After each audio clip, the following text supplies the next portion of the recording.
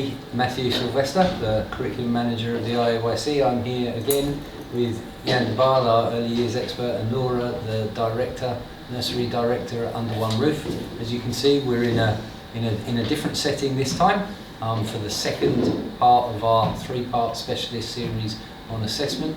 Obviously, in the first one, we covered a lot of the principles about effective, reliable and meaningful assessment, and in this we will start to look at how can we ensure that the information and observations that we gather can be valid and reliable. Jan, over to you please. Yeah, no, thank you. So what we want to really do, as has been said already, is look at that notion of authenticity. And where we're making judgments, particularly if we're making judgments and using an assessment criteria, then that there's a consistency and an accuracy around that. So I want to really start today by answering that question. Last time we looked at how we record information.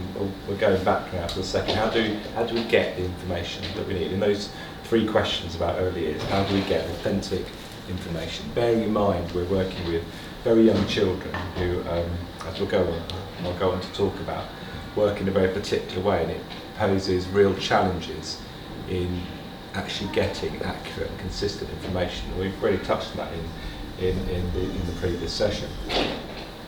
So one of the questions we might ask, and I want to deal with this very quickly, but it's quite important, is why don't we test children in early years? Why don't we give them a test, ask them a series of questions and get information from that? And the reason I say that is because within the sort of global realities of early years, that is a very tempting and quite seductive option. We want to get information about children, give them a test like we do with older children, and from that we derive the information that we need. So when I talk about a test-based assessment, I'm talking, as the definition says, one with a preset number of questions for which there is a right and wrong answer. Each child is asked the questions and they're given an opportunity to give the answer, and they're judged or scored on the right and wrong answer. Now, the reason I'm starting with that is because that is the nature of testing, but that is highly problematic in early years. I've been in early years for 30 years, and in that time I've really explored, and assessment's been one of my issues and one of my interests, that notion of testing. It is tempting, but why doesn't it work? So there are issues with testing in early years, and as early years educators and as managers and as leaders, we need to be very conscious that not testing children isn't an emotional reaction. It's not because they get stressed when they're tested. I don't think they do actually, and I think that's one of the issues. It's the fact that, or the conclusion that, testing children in early years does not give you accurate information. Therefore, the purpose of testing them is redundant. So, testing in early years relies on assumptions but blurs the focus of assessment. What I mean by that, you are not necessarily assessing what you want to assess. Because of the nature of children, what sometimes you think you're assessing is not what children actually engage with. And I'll give you an example of that in a minute. Also, the nature of very young children is they are not aware of the ethnography of testing. As adults, and certainly I think maybe as older children, you know that when you do a test, there are several things which are pertinent. One, first of all, you know that there are right answers. And the object of doing a test is to get as many right answers as possible. And when a question is asked, you're not necessarily thinking how you might respond to that. You're thinking, what does the person who wrote that question think the answer is? And that's the answer I will give, because I want to give as many right answers as possible. As you reach a level of maturity in life, you understand that culture. This does not apply to young children. When we ask children questions, they don't know that there's a right answer. They don't know about this culture of getting as many right answers, and they will engage with it sometimes very creatively. And that means they often get the question wrong therefore the answer that they give is not, obviously is not the right answer, therefore the outcome of that test is very inaccurate. So their innate creativity, different perceptions, intrinsic motivation dilute the rigour and the accuracy of that process. So, very quick example I'm going to give you is this picture of, it comes from an actual assessment. The question is, look at this bug, how many spots are on its back? So, very simple question, test-based question, there's a right answer, the answer is 4, and that's the answer that the assessor is looking for. But let's unpick that from a child's perspective. In order for a child to address the mathematical element of that, which is the counting, you have to wade through a lot of assumptions. Do they know what a bug is? Do they know what the word look means? Do they know what a spot is? You're assuming a whole set of things before you even get to maths. So you're not necessarily assessing what you think you're assessing.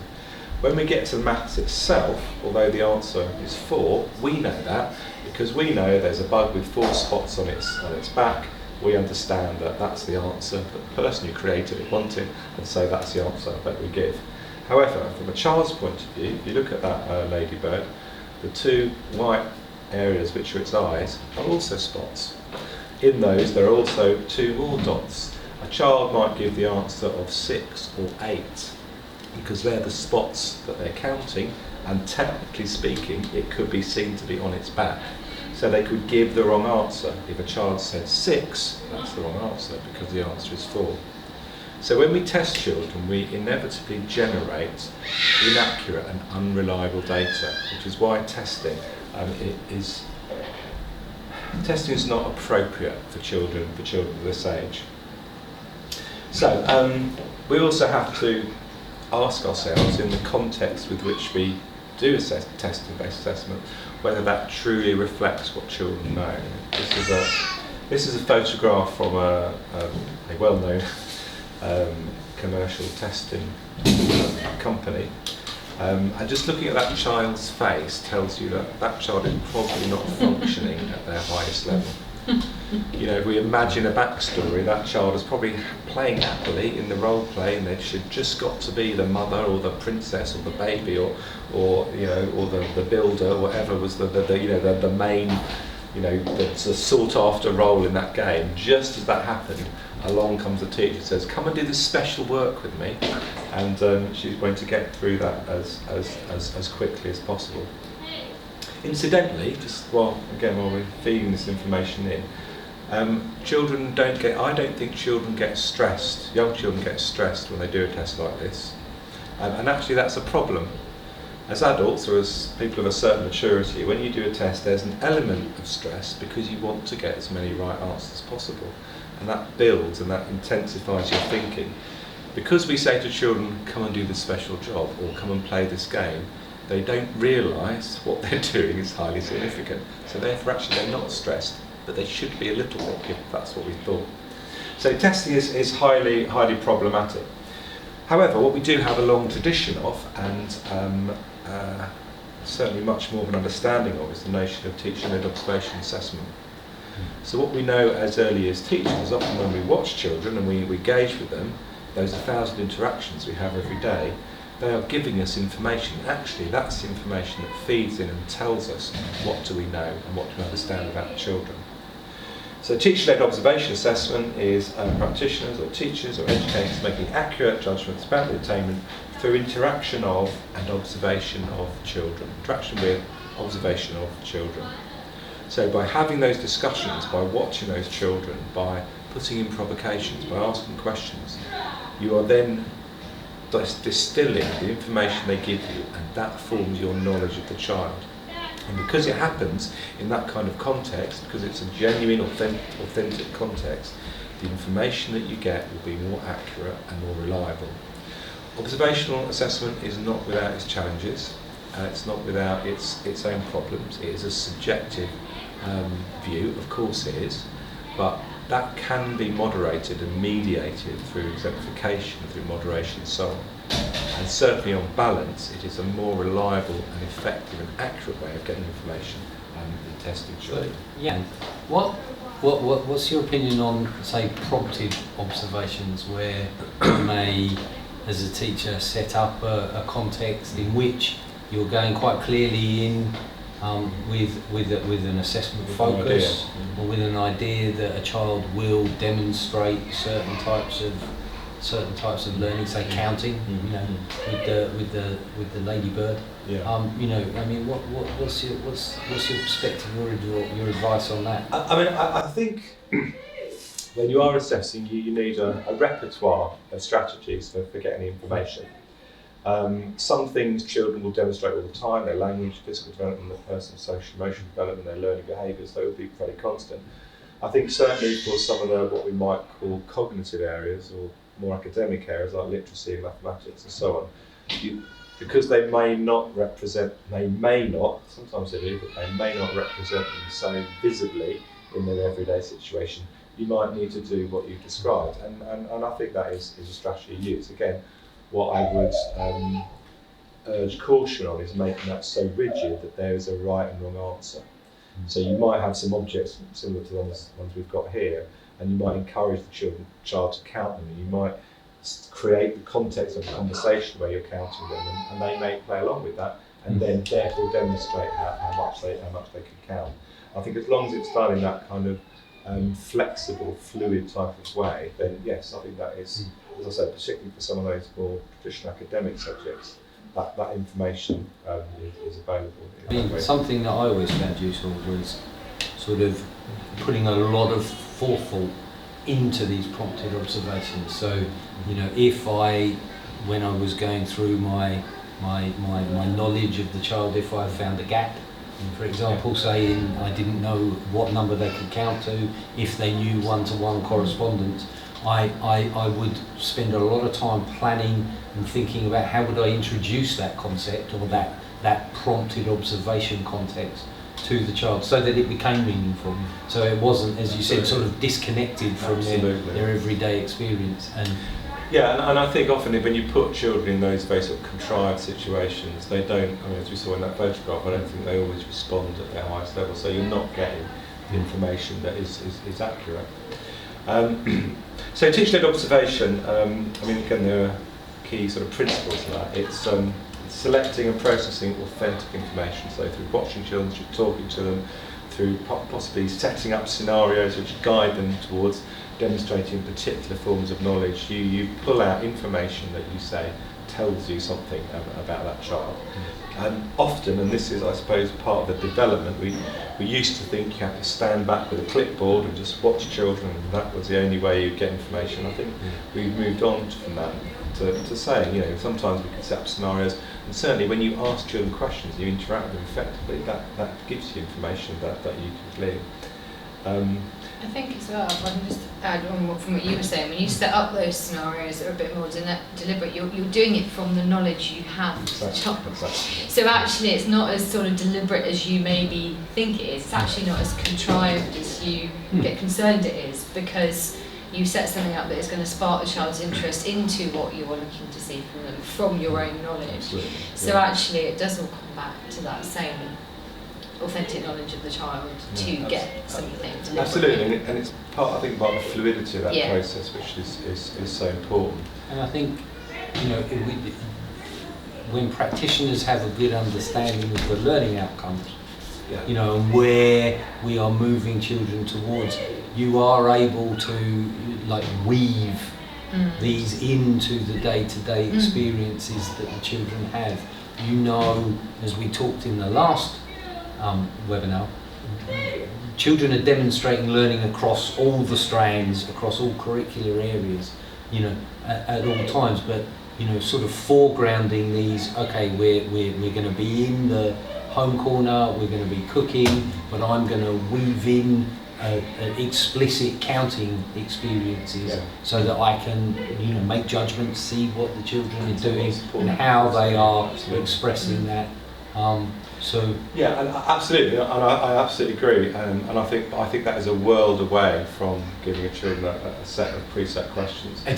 Absolutely. So that is what you're saying, but I think we have gone through a period of a kind of either-or sort of scenario, and I think possibly we need to be a bit more confident about doing things that you've said and saying, well, I'm going to set this up, I'm going to use these particular resources, because they'll lend themselves to counting, and counting is usually something actually I need to find out, because I don't know enough about that child, or I'm worried that the child hasn't consolidated what I've taught and so on. I think that kind of shapes what we mean by sort of teacher-led assessment. So I would also say there are different types of observational assessment, and I want to distinguish again, and I think this sort of echoes a little bit of what we said about recording. Most observations that you do children will be what I describe as instantaneous. They are of the moment, and they are a few seconds long. There are moments in a child's day, or in a moment of activity, a moment of conversation, when they demonstrate or reflect something significant for that child. Most of the information you get back from children happens in that way, and that is the nature of interaction. It's the nature of assessment. So these instantaneous observations happen throughout the day with different children, different times. Sometimes you could be with them, sometimes it's something you notice out the corner of your eye. You think, oh goodness, look what's happening there. That feeds in the information that you have, which constructs that picture of the child. Sometimes you do need those extended or detached observations, and this is traditionally what we used to see with clipboards, or with following a child around, doing a narrative of what they're doing. There is a place for that, but it's a professional judgment as to when you use it. Now, I go back, if you remember, to when I described invisible children. Invisible children will be the children who will most likely need a detached or extended observation, because there's aspects of their learning development, what they demonstrate, which you're not aware of, and you need to find that out. Again, we've gone through a phase of, excuse me, certainly in the past, where we had timetabled observations, and each child had to be observed, 2 or 3 times, once a week or so. And the quality of the information that came from that was very, very variable, and I'm kind of being kind from my anecdotal experience. So this is about, again, your professional judgment. Do I know enough about the child? Maybe I do, because I have this they're very confident, they talk to me a lot, I get this information, I watch them, we have these great conversations. Actually, the information I have is really secure. But that child over there is perhaps slightly quieter, slightly more shy. Perhaps I need to observe them in a more extended way to get the same quality of information that I have for that other child. So these are all about professional judgment. But also, would you advocate people making professional judgments about the method that they observe with? Absolutely. Obviously, there are a wide variety of different observational sort of formats. Time samples, event samples, learning stories, which we talked about in the last webinar. And actually, you should be considered. You should reflect on what you are trying to get out of your observation, and therefore what method. I always used to like sort of time samples, because I'd always be looking for children that were at the edge. So sort of every 20 minutes I would suddenly look around my classroom and say, okay, who's not engaged? And that over a course of a day, and all I would do is write their initials down on a piece of paper. Yeah. So I would literally write down, and it would give me an idea of who was actually involved in learning, who was maybe finding it difficult to access the provision, the environment.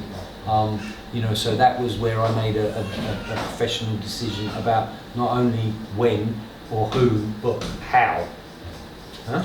Absolutely, and I think again we're back to 2 really key principles. One is assessment is knowing and understanding the child. So you do whatever you need to, and actually we're back to that proverb, there are many paths to the top of the mountain, and you is always the same. For different children you may have to do completely different strategies to get the same quality information. And the second thing is, again, we're back to how do we use that information? What does it tell us? And then how do we build upon that as a teacher? So there are some principles about how you might engage with that. You might be tuned into children's body language. You might tune into what they might be thinking. Again, there are schools of thought which say you should never intervene in a child's self-led learning. I'm going to disagree with that, actually. What epi research particularly tells us is those moments of stage-shared thinking where you build on what a child has started but you provoke and support that as an adult is highly. It's quite Vygotskian though, isn't it? Absolutely. You observe the child's within their actual level of development, and then as the you sort of scaffold them into the zone of proximal development. So that they expand their horizon. I think it's been used. You can look over the horizon of actual development and move them forward. Incrementally. I mean, one thing that I've always found with observation, especially those sort of interventions, be prepared to get it wrong occasionally. And actually, as a practitioner, we're learning about the children as well. I know Catherine Solly always used to talk about the fact that she was not the head teacher, she was the head learner. And all of her practitioners were learners too. They were learning about the children in their class or in their care, which I thought was a very subtle and clever way of phrasing. Absolutely, and I mean, I think as educators, as practitioners, that is what we're learning. We are learning how to effectively support the uniqueness of those children, and that comes from that. The other points I'd raise, or certainly other principles, is of course we assess knowledge and skills, what a child knows, understands, and can do, and again you would focus on that because those things are important.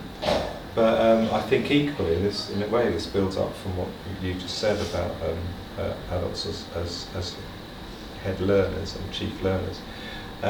Equally important is those learning behaviours. Now, if you use EYFS, they're characterised or described as the characteristics of effective learning.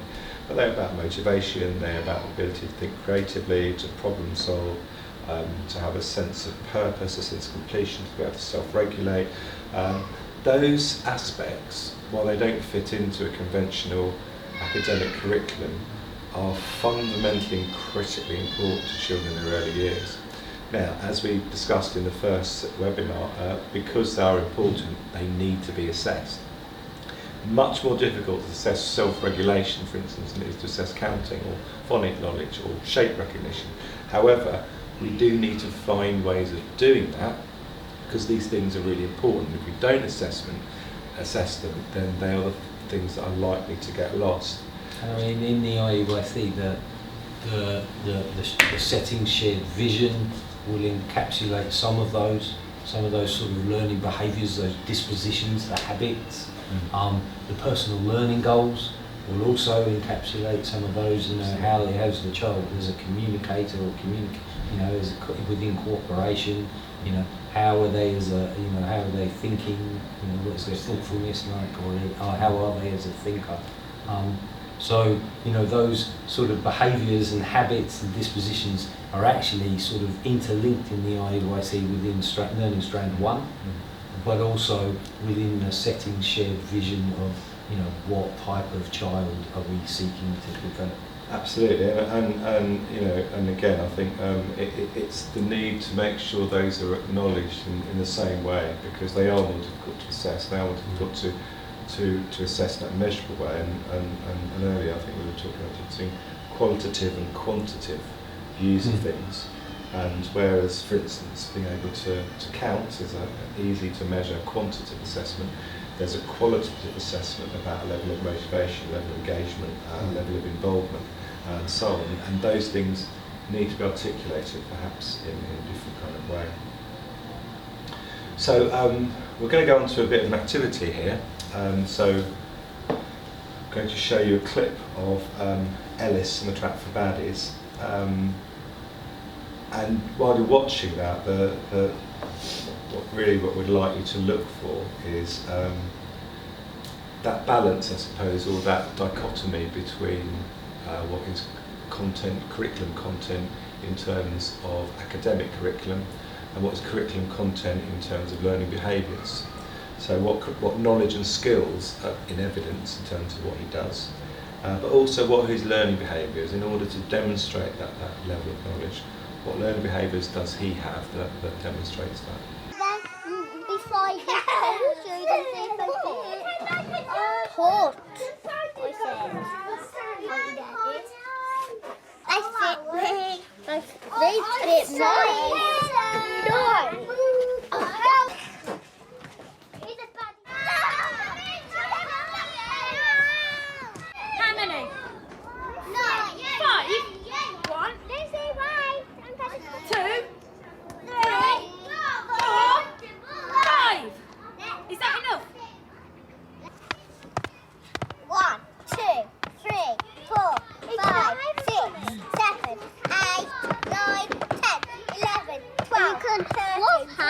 you want 15, 16, 17, 18, 19, 20. So what would you need for that? How long? Is that long enough? Not longer again. Right, shall we have a Yes, how long a piece of tape would you like? Quite long. Quite long. Is that long enough? There you go. Okay. Go on then, I'll help you, Katie. Do you want me to hold it while you tape it? Here's your tape. Look! Sellotape! There you go.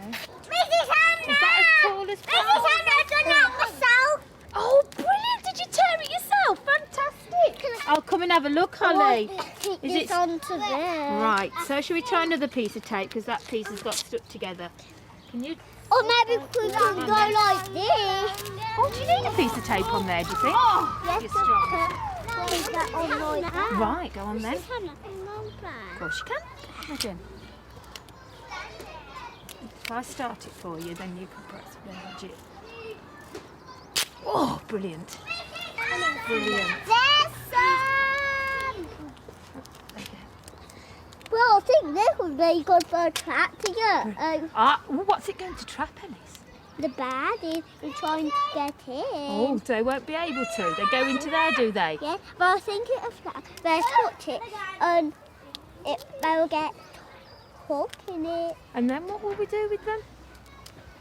Well, just leave them there and cause us they put them in jail probably. They might even crawl in, look. Oh, is there a space for them to crawl in? Yeah. If you need it. Okay. There's some there.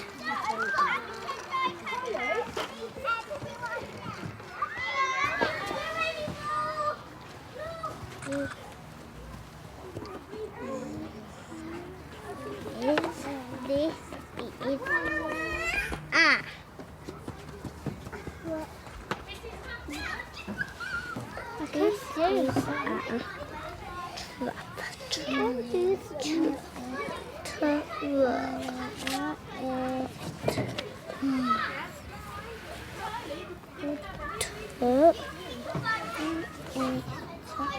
Ellis. Oh, I'm writing track.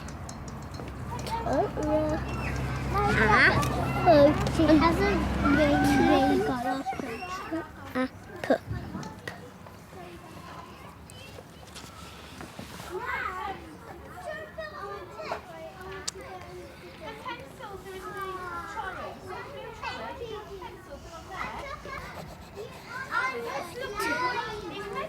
What's that again?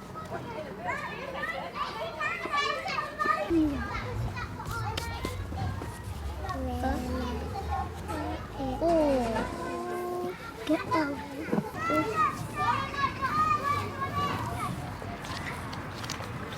Bad.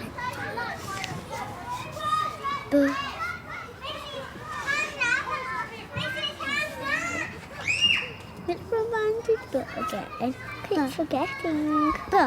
I'm writing bad. Oh yeah, it's down and that way. Okay, go back off and do it.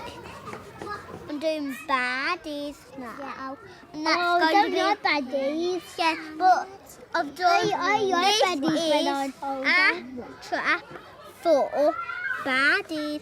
Ellis, why don't when you finish writing, why don't you get on here and try and put it back on there? Yeah.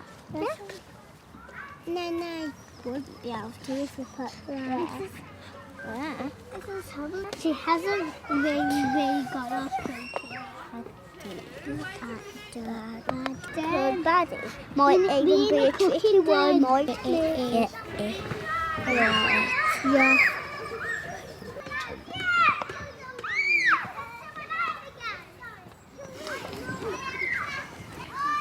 This is a trap for baddies.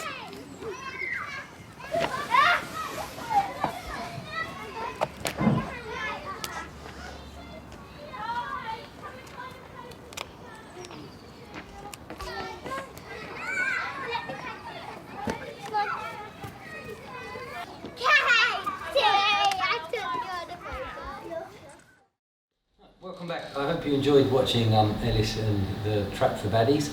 What we would encourage you to do is to discuss it with your colleagues in school. I think you get some real good quality professional dialogue. Will be a good chance to sort of apply some of those reflective practices about that piece of learning, and we'll talk more about that in the Q&A webinar that will follow this the launch of this webinar in about a week. Okay, so moving on. Yeah. So moving on, and this, I suppose, this is the second part of your work to take to the Q&A session, is another clip called Sound and Vision with Aeryn. And the same principles apply. There's a lot of content in there where she demonstrates a number of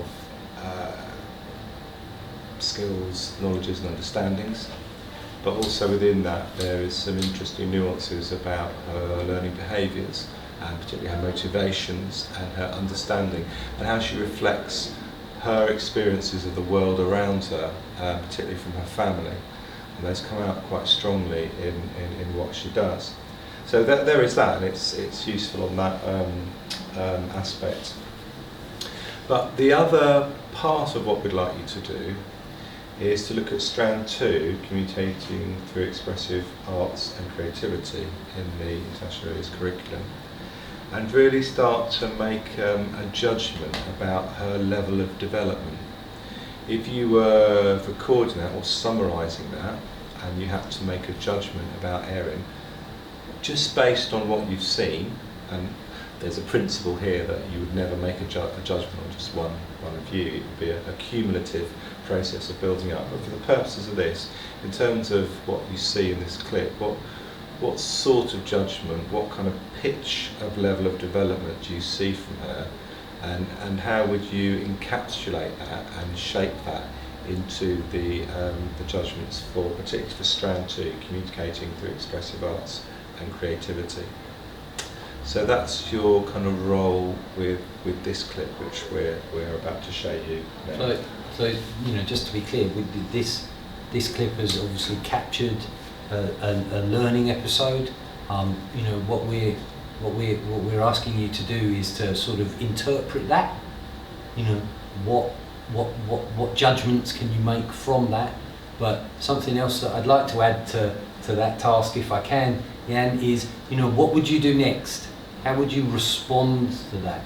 You know, because as Jan said in the last, formative and summative, there's no real difference. So even though there's an element here of making a sort of summative judgment out of this learning episode, you know, how would you use that formatively? How would you use that to respond and extend the learning if you can?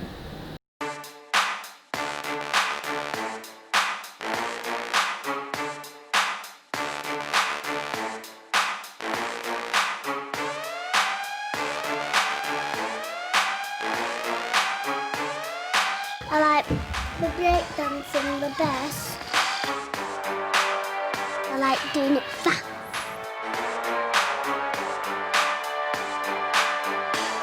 I really like fast stuff like my dad.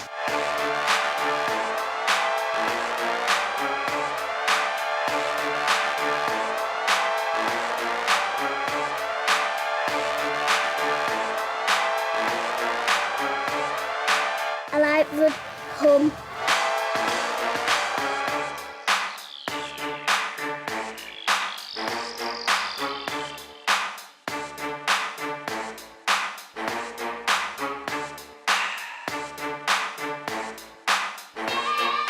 I like the fast hum. When you do the fast hum, I get faster and faster and faster.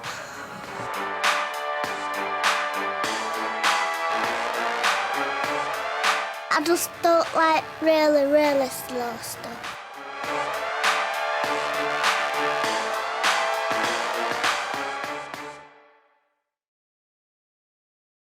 You know, you were talking about the hum in breakdancing. Can you hear a hum in the ballet music? What can you hear in the ballet music? I can hear always dun dun dun dun dun dun. all the times, but it always comes on, except the breakdancing. But I like the breakdancing best, so we should do that every day. But you know, when I put the ballet music on the CD player, I never saw you dancing here. Because I didn't want to. I just don't like really, really slow stuff. And why do you like breakdancing best, Aeryn? When the drum, You like the drum? Yeah, and what else do you like about it? fast. It's really fast. Yeah, because I like running fast. You like... My dad's an artist as well.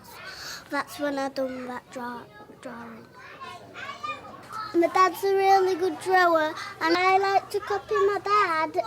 Have you got any more paintings in this room, Aeryn, do you think? I've got one more. Which one do you like best out of those two, Aeryn? Which one are you really, really proud of? That one, why? Because I like thick stuff as well. What do you mean by thick stuff? Is that what you said? Yeah. What do you mean? I'm not understanding, Because Aeryn. that thing Yeah. and that fat.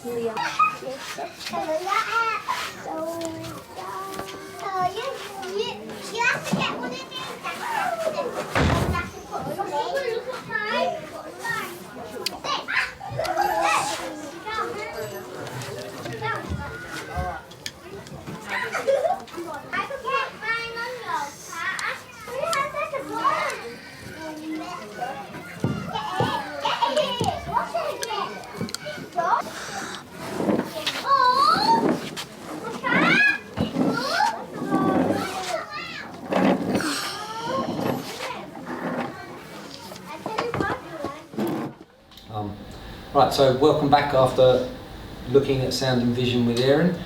That's the end of this webinar, so thank you very much to Jan and Laura. I just would like to say, you know, we are in a live setting. You may have noticed that the musical keyboard seems to have mysteriously disappeared. It decided that it had a life of its own and started to play music, so we felt that we would remove it rather than Jan having to sort of give advice to the musical accompaniment. Do it musically, yeah. Thank you very much, and I look forward to seeing you at the Q&A webinar in about a week.